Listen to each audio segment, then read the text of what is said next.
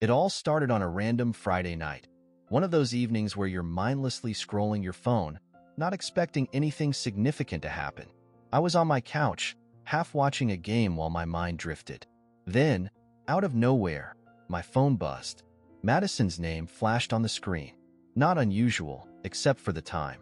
She was supposed to be at her friend's birthday dinner. Answering, I was hit with a tightness in her voice I hadn't heard before. "Hey, Josh, we need to talk." The last time she'd used that tone, we had gone through a rough patch, and I figured this was just another disagreement. But something felt off, like a storm brewing that I couldn't quite see. "Okay, let's talk," I said, my stomach twisting. "Not like this." "I'll be home in a bit," she replied, then hung up. And then, I sat there. 4 hours. My mind raced through every possible scenario. Maybe I'd forgotten something important? Was it my fault again? But no guess prepared me for what was coming. Madison came home around midnight. But she wasn't alone. She walked in with another man.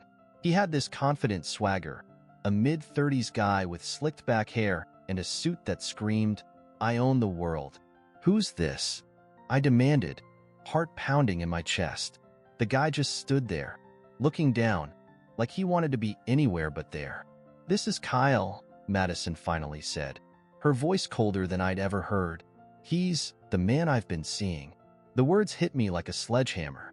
I didn't know what to do or how to react. "What?" "I didn't want you to find out like this, but we've been seeing each other for a while now." "I care about him," she continued, her voice steady, like she'd rehearsed it. It sounded so casual, like she was telling me about a new hobby or restaurant she liked. I stood there, dumbfounded. All the late nights, the unexplained texts, the sudden shift in her behavior. It was right in front of me, and I hadn't seen it. "How long?" I choked out, barely able to speak. "A little over a year," she replied, looking at me, finally showing some kind of emotion, though it wasn't regret. It was relief, maybe even defiance. Like she'd been carrying this around for so long. She was just glad it was finally out. "A year?" My voice cracked as I stepped back, feeling the weight of it sink in.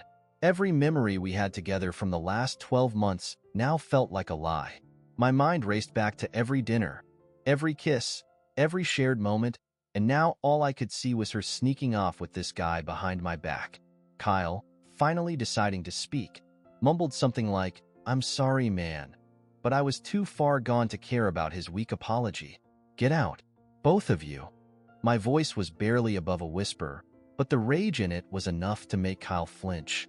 He looked at Madison like he was waiting for her to handle it, but Madison didn't flinch. She just stared at me, her face cold and unmoved. "We need to talk first, Josh." I was shaking now, my hands clenched into fists at my sides. "You're going to stand there, with him, and expect me to just talk?" "Yes, we need to talk." "You've known for a while something was off, Josh," she said, her voice steady and almost patronizing. "You just didn't want to see it." "Kyle and I, we're leaving." My mind exploded. It wasn't just the affair, it was everything. How she stood there like I was the fool for being upset, like I was in the wrong. "You're leaving?" I repeated, my voice rising. "You destroy our marriage, and you just walk out with this guy, like it's nothing?" Madison shrugged. "It's not like that, Josh. I don't expect you to understand, but I felt disconnected for a long time. We've been over for a while. Kyle just made me realize what I was missing." The last part hit like a sucker punch. Missing? All this time, while I'd been working to fix things, trying to be better, she'd been missing something? And that something was him? I didn't say anything more. There was no point. She had made her choice. So, I grabbed my keys and stormed out of the house. Driving through the quiet, empty streets, I felt the weight of everything crashing down on me. This was real. There was no waking up from this nightmare. I drove for hours, with no direction, just a need to escape. The sound of my engine was the only thing keeping me grounded in reality. Everything else had been stripped away. By the time I found myself back home, the house was silent. Madison's car was gone, and so was Kyle's. I wasn't sure what I expected to find, but the emptiness hit me like a ton of bricks. I stepped into the house, and the silence was deafening. The kind of quiet that makes you feel like something's missing. Something massive, like the heart had been ripped out of this place. My place. I stood there for a moment, just taking it in, trying to steady my breathing. The weight of it all, the betrayal, felt suffocating. How could she do this? How could she just leave? I walked into the living room. The air still smelled faintly of her perfume, a reminder of how close she had been only hours ago with him. That Kyle guy. My stomach turned just thinking about it. The guy who came into my house, stood in front of me, and shattered everything without saying more than a handful of words. A year. For a whole year, they had been sneaking around, and I had been completely in the dark. I sank into the couch, the one we had picked out together, and stared at the ceiling, feeling like my mind was spinning out of control. The betrayal wasn't just in what she did, but how easily she had done it, like it didn't matter at all. I kept thinking about the way she had looked at me tonight, like I was a stranger, like I was the obstacle in her way to happiness. It wasn't supposed to end like this. We had plans. We had dreams. Or at least, I thought we did. I grabbed my phone from the coffee table, scrolling through our old photos together. Madison and me at the beach, on hiking trips, at family dinners. Smiling, laughing, all fake. It felt like a cruel joke, like she had been playing a part in a bad movie, and I was the only one who didn't get the script. I stared at one photo longer than the others. It was from last Christmas. We'd spent the holiday with my parents, and she'd insisted on matching sweaters, something so corny it made my siblings laugh. I remember how she smiled at me that day, how she held my hand, kissed me under the mistletoe, and the whole time, she was thinking of someone else. I hurled the phone across the room, and it smashed against the wall, the screen cracking on impact. That should have felt good, but it didn't. The anger wasn't enough to drown out the hurt, the confusion, the shame. How had I missed it? How could I have been so blind? Suddenly, a message pinged on my phone. Well, what was left of it? I retrieved the broken device, squinting through the cracks. It was from Madison. We'll come by tomorrow to get my things. I hope you can understand why I did this, Josh. It's better for both of us. I'm sorry. Sorry. She was sorry? That's what she had to say after ripping my life apart? I couldn't believe it. She wasn't sorry. If she was, she wouldn't have done it in the first place. My hand tightened around the phone, and I had to fight the urge to smash it again. But I didn't. I was too exhausted for that kind of outburst. I needed space. I needed to think. Grabbing my jacket, I walked out of the house and into the cold night air. The crisp breeze hit my face, jolting me out of the fog for a moment. I didn't know where I was going, but I needed to move, to do something that didn't involve sitting there, wallowing in the mess she had made of my life. I ended up at the local park, where we used to walk our dog, Bella, before she passed. It was quiet, peaceful even. The stars were out, and for a brief second, I felt a strange sense of calm. I sat down on one of the benches, staring out at the empty playground, memories flooding back. Madison and I had talked about having kids someday, making this place a regular spot. I used to imagine pushing a stroller down these very paths, watching as she laughed with our child. Now, all of that felt so far away, like it belonged to a different version of me. A version that was stupid enough to believe that Madison and I were on the same page. I sat there for a while, letting the cold seep into my bones, trying to figure out what to do next. My mind was a mess of questions, but there were no answers. The life I thought I had was gone. The future I imagined? Dead. Eventually, I pulled my phone back out and scrolled down to my best friend, Chris's, number. He'd been my rock through other rough patches in my life, and I didn't know what else to do, so I called him. Josh? Dude, it's late. Everything okay? His voice sounded groggy, but the concern was clear. I don't even know, man, I said, rubbing my temple. Madison, she's been cheating on me. The line was silent for a second. What? Are you serious? Yeah, I said, feeling the weight of the words as they came out of my mouth. For a year. She just left. With the guy. Dude, I don't even know what to say. Are you okay? No, not really. I'm at the park, just thinking. Chris didn't say anything for a minute, but I could hear him moving around. Stay there. I'm coming. I hung up and stared at the sky. I wasn't sure what I needed from Chris, but just knowing he was coming gave me a small sense of relief. I wasn't alone in this, even if it felt like it. 10 minutes later, Chris pulled up in his old truck, parking crooked on the curb. He hopped out and walked over, his face a mixture of concern and anger. "She really did that?" he asked, shaking his head in disbelief as he sat down next to me. "Yeah, walked in with the guy, told me she loved him. Just like that." Chris let out a long breath, rubbing his hands together. "That's messed up, man. Seriously messed up. What are you gonna do?" I shrugged, my eyes fixed on the playground. "I don't know. She's coming by tomorrow to grab her stuff." "She said that?" he asked, his voice hardening. "Yeah, like it was no big deal. Just said it's better for both of us." Chris muttered something under his breath, leaning back on the bench. "You want me there tomorrow? When she comes?" I thought about it for a second. Maybe.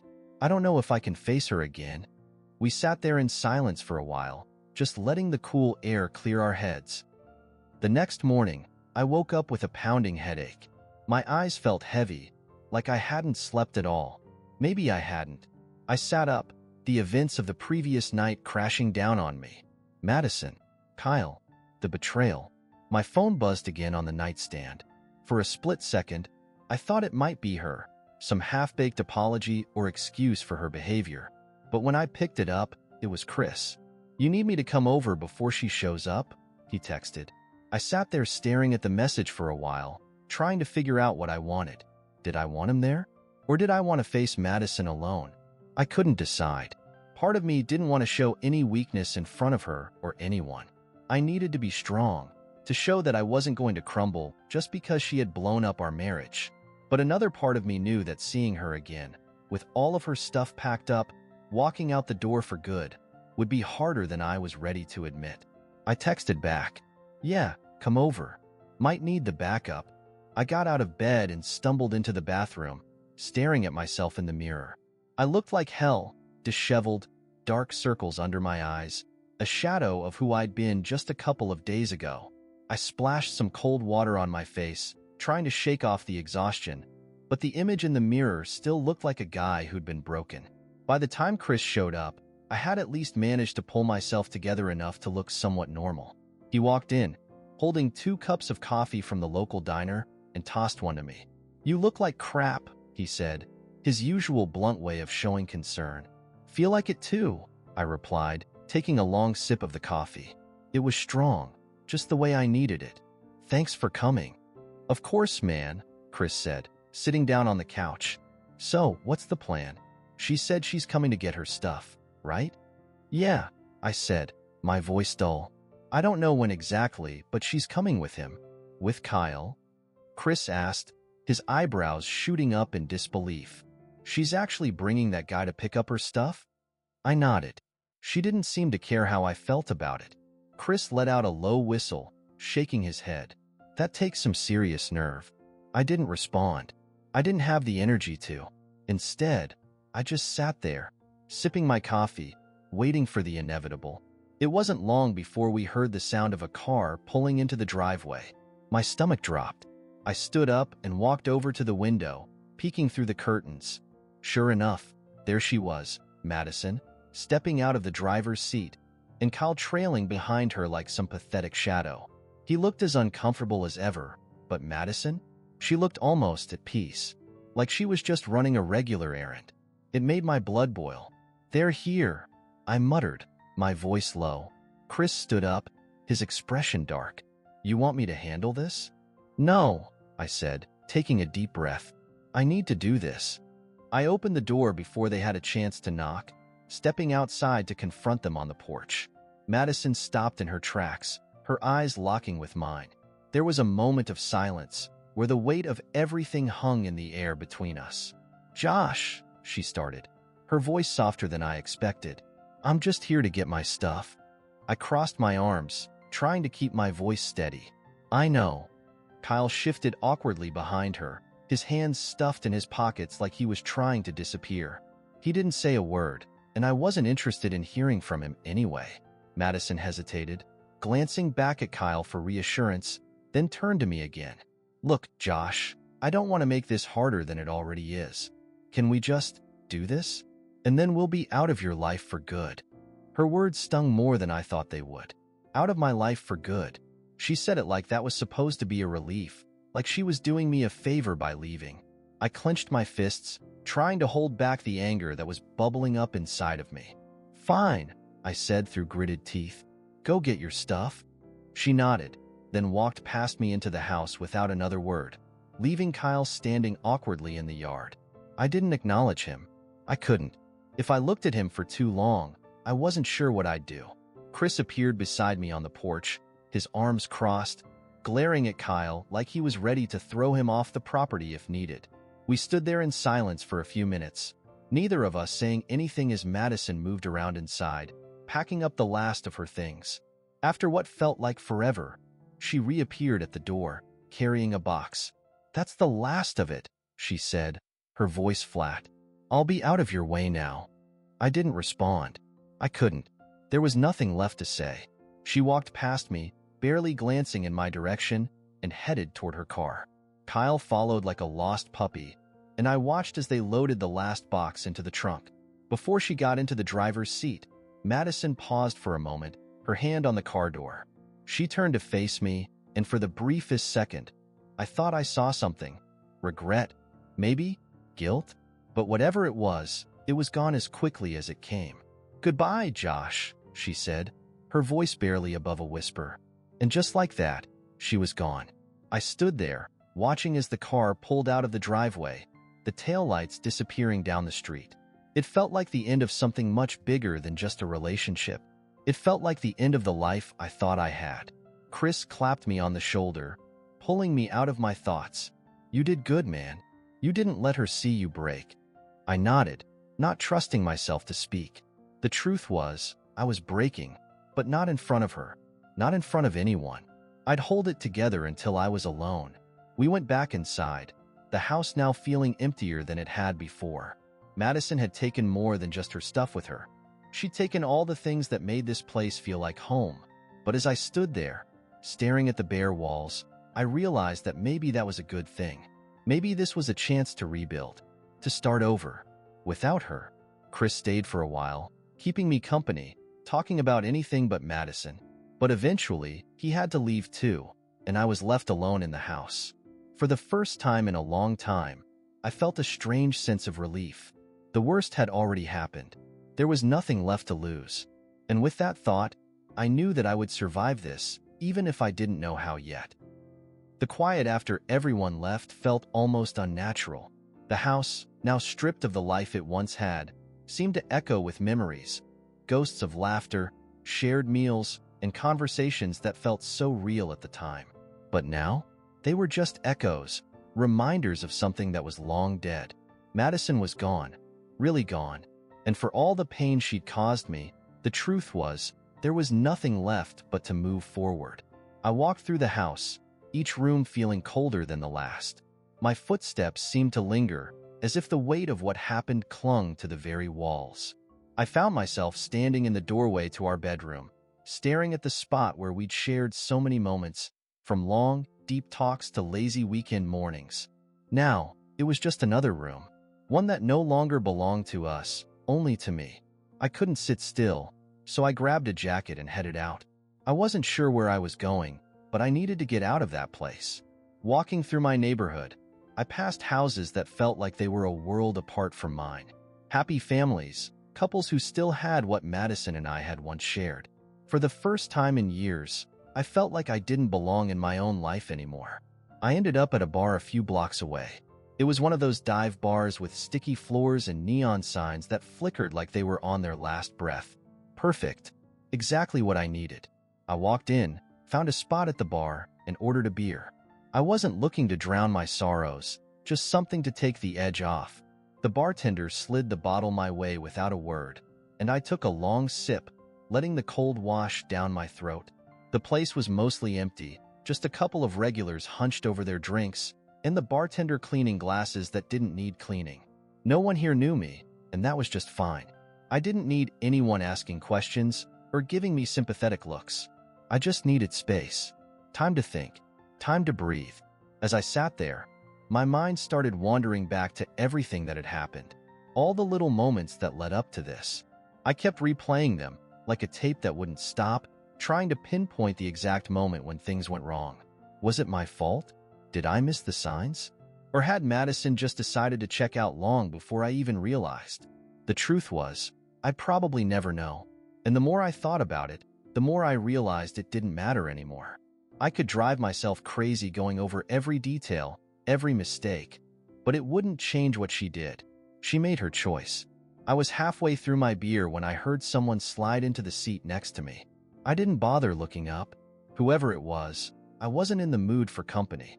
But then a familiar voice broke through my thoughts. Josh. I turned, and there she was. Emily. Emily and I went way back, though we hadn't spoken much in the last couple of years. She was a friend from college, one of those people who had always been around but never quite in the inner circle. Seeing her here, now, was unexpected. Emily, I said, trying to muster a smile. Didn't expect to see you here. Yeah, I could say the same, she replied, giving me a once-over like she could see the storm I'd been carrying around. You doing okay? The look on her face told me she already knew the answer. It was written all over me. Not really, I admitted, taking another sip of my beer. But I guess that's obvious. She nodded, signaling the bartender for a drink before turning back to me. I heard about what happened. Small town.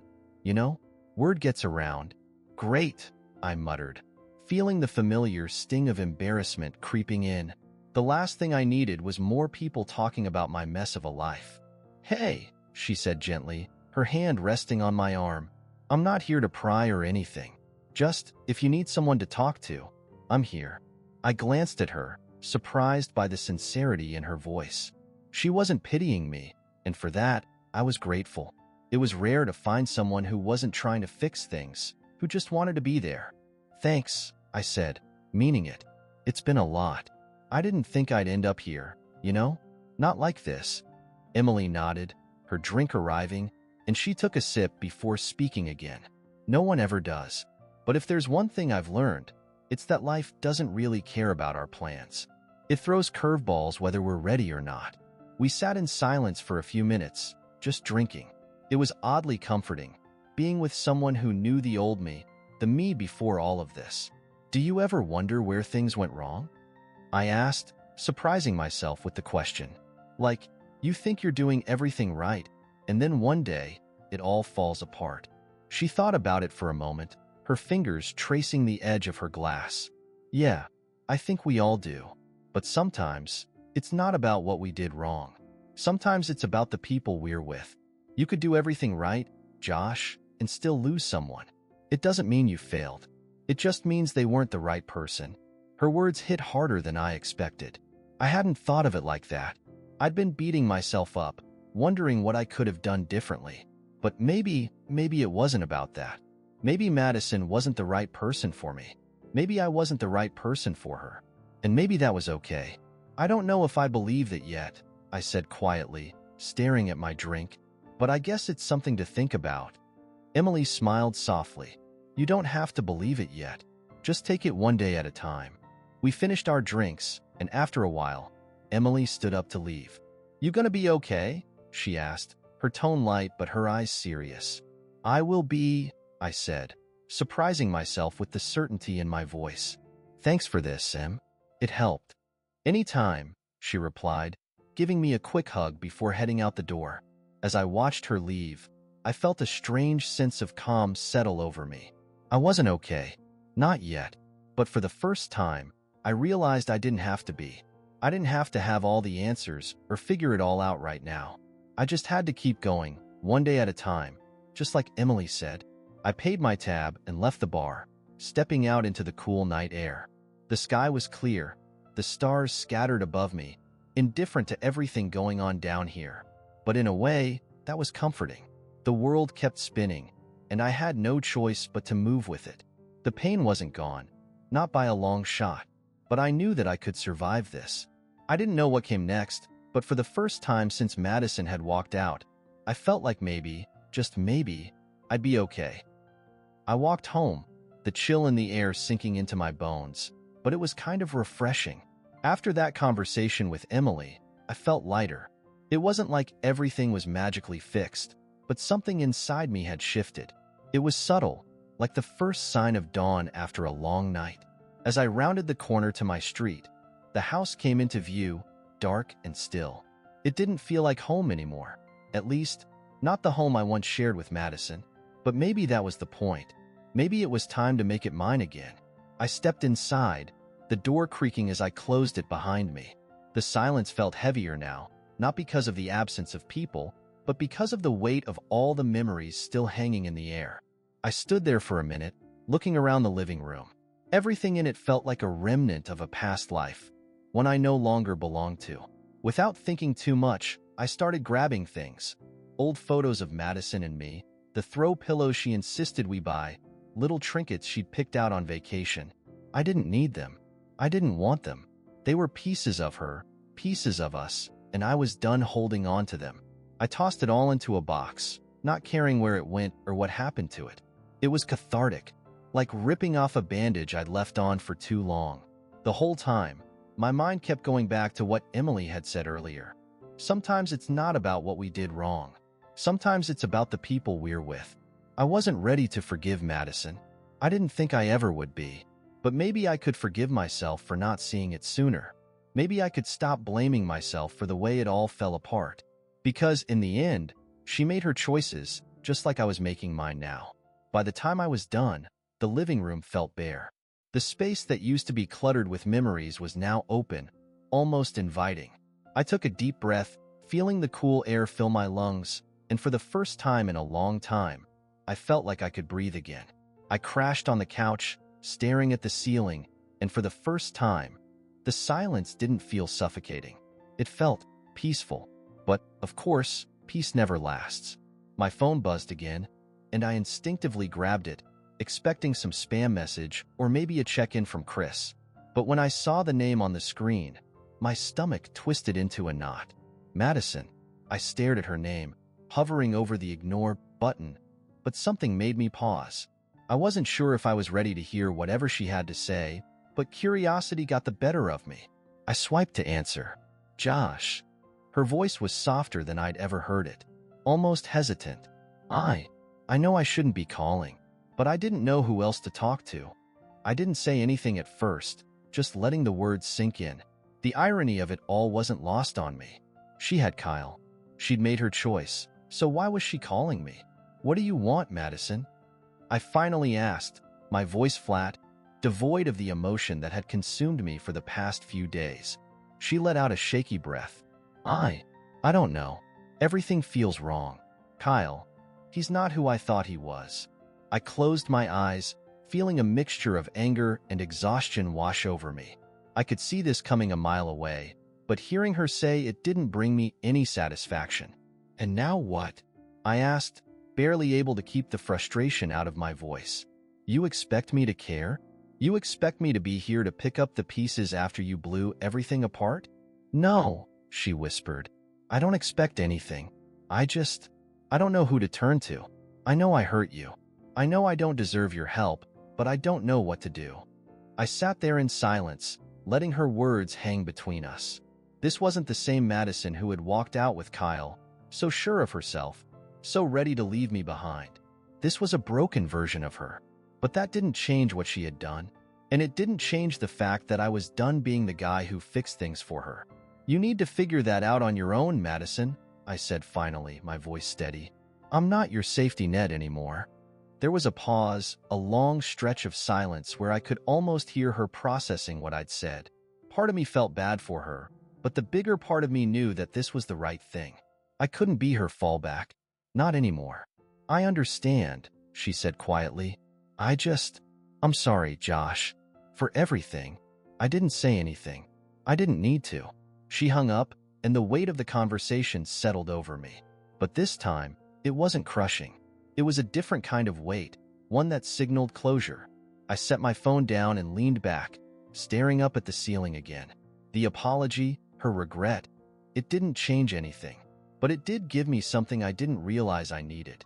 It gave me the confirmation that I wasn't the problem. Madison had made her choices, and she was now facing the consequences. That was her burden to bear, not mine. I didn't know where I'd go from here, but for the first time in days, I didn't feel lost. I felt free.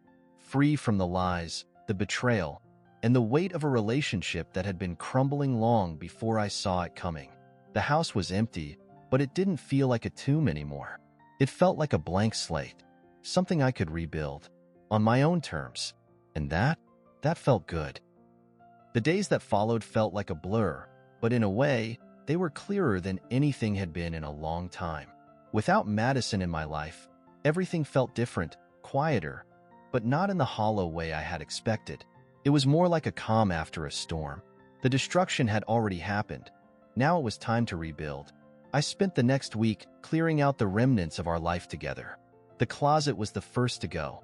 Her clothes, her shoes, the little things she had left behind. I threw them all into bags and put them out by the curb. I didn't care where they went. I just needed them out of my space. There were no second thoughts, no hesitation. It was as if each item I tossed gave me a little more room to breathe. I had always thought moving on would be harder than this, but maybe that's because I'd spent so long pretending everything was okay. Now, with the truth out in the open, I didn't have to pretend anymore. The weight of the lies, the secrecy, the betrayal, it was all out there, and I could finally let go of it. It wasn't until the weekend that I felt the first real wave of emotion hit me. I was sitting on the porch, sipping my coffee, watching the early morning fog roll over the street.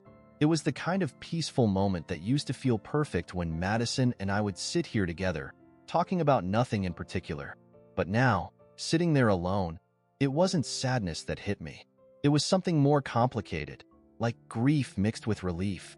I pulled out my phone and started scrolling through old photos again. But this time, I wasn't looking for answers.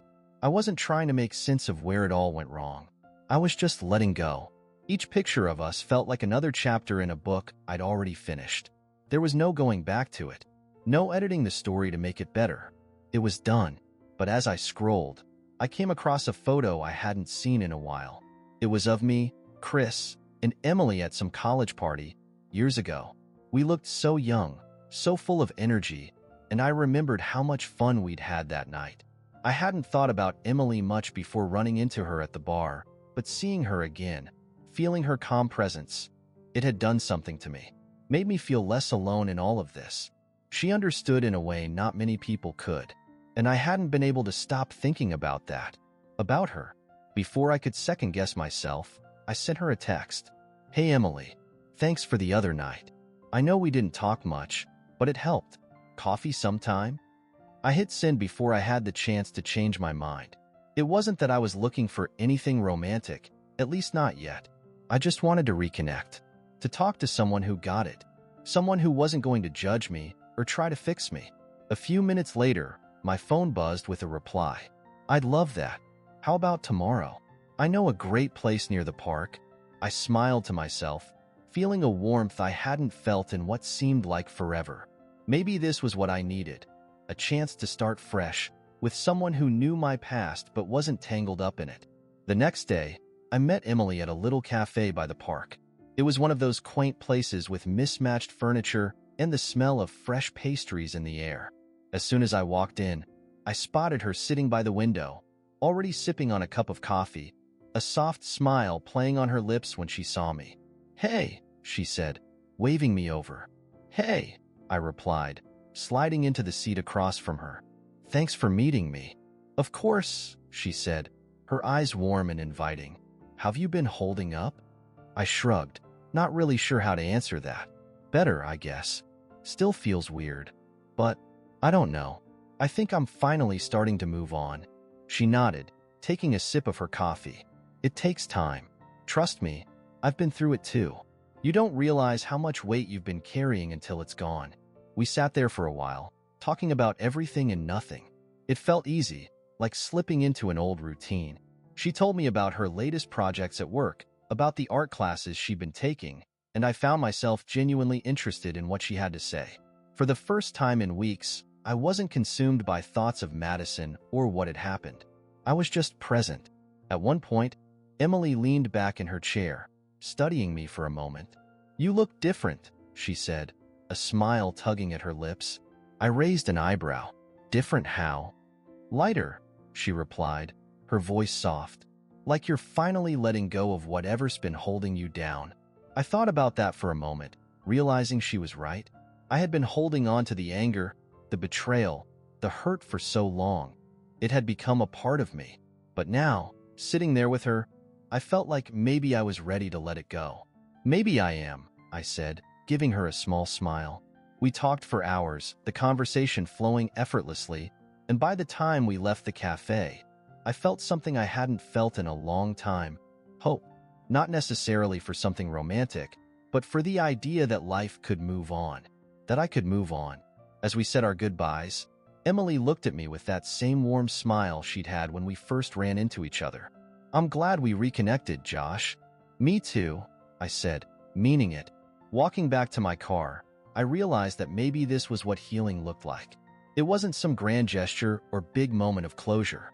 It was the small, quiet steps, the conversations, the new friendships, the rediscovery of things that made me feel like myself again. And maybe, just maybe, this was the beginning of something new, something better, something where I wasn't defined by the mistakes or betrayals of the past. For the first time in a long time, I felt ready for whatever came next.